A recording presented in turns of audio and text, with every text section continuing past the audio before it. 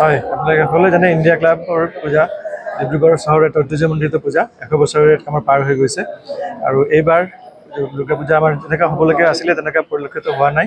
যথেষ্ট ম্লান হৈছে কিয়নো সকলোৱে জানে যে 19 নৱেম্বৰ তাৰিখে আমাৰ মহান সংগীত শিল্পী জুবিন গাৰ্গ ডাঙৰীয়াৰ অকাল মৃত্যুৰ কাৰণে এইবাৰ এটা যথেষ্ট দুখীয়া বাতাবৰণ সৃষ্টি হৈছে আৰু এই উপলক্ষে আমাৰ আজি যোনটো আমাৰ কালচাৰেল প্ৰগ্ৰেম হোৱাৰ কথা আছিলে চব কেঞ্চেল কৰা হৈছে।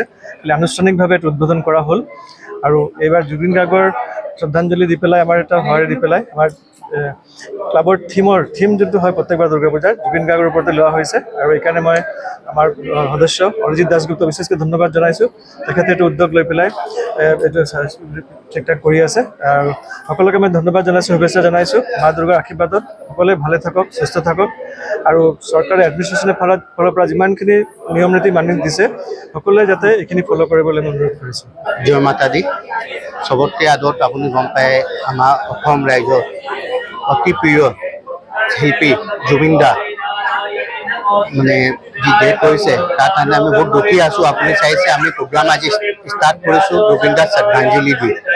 আমি এবাৰ একো কালচাৰ প্ৰগ্ৰাম বা ডিজে নাইট এইবিলাক একো পাতা নাই। আমি হিন্দু ৰিৱাজ হিন্দু নীতি নিচিনা যেনেকৈ পূজা পাঠ হয় এইটো পূজা পাঠ কৰিম আৰু এটা চৰল দুৰ্গোৎসৱ পালন কৰিছোঁ। এইবাৰ আমাৰ থিম হৈছে অজন্তা এলোৰা কেভছ যি আছে মুম্বাই তাৰ এটা ৰেপ্লিকা আমি ইয়াত বনাইছোঁ। ইয়াত ৰেপ্লিকা দি আমি এটা মেছেজ দিব পাৰিছোঁ যে ইমান পুৰাণ আমাৰ এটা মনুমেণ্ট আছে অজন্তা এলোৰা, তাত বুদ্ধিষ্ট জেনিজম হিন্দুইজম চব মানে এই ফ্ল'ৰত এটা মেছেজ দি আছে ইউনিটি। এইটো মেছেজ দি আমি এইটো ফিল্ম লৈছোঁ আৰু এইটো ৰেপ্লিকা ক্ৰিয়েট কৰিছোঁ। বাজেটটো আমাৰ চব বাজেটটো এনে টোটেল বাজেট চাবলৈ গ'লে 10 লাখ ওচৰা-ওচৰি হ'ব।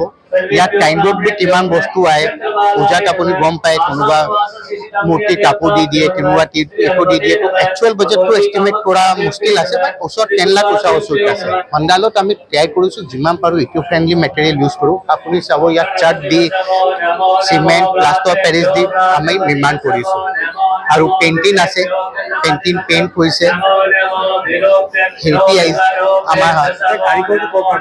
আমাৰ লোকেল কাৰিকৰ আছিলে যি মেইন কণ্ট্ৰেক্টাৰ আছিলে, একো তিনিচুকীয়া লোকেল মানুহ আছিলে, সি পুৰা কণ্টেক্ট লৈ সি পুৰা বনাইছে।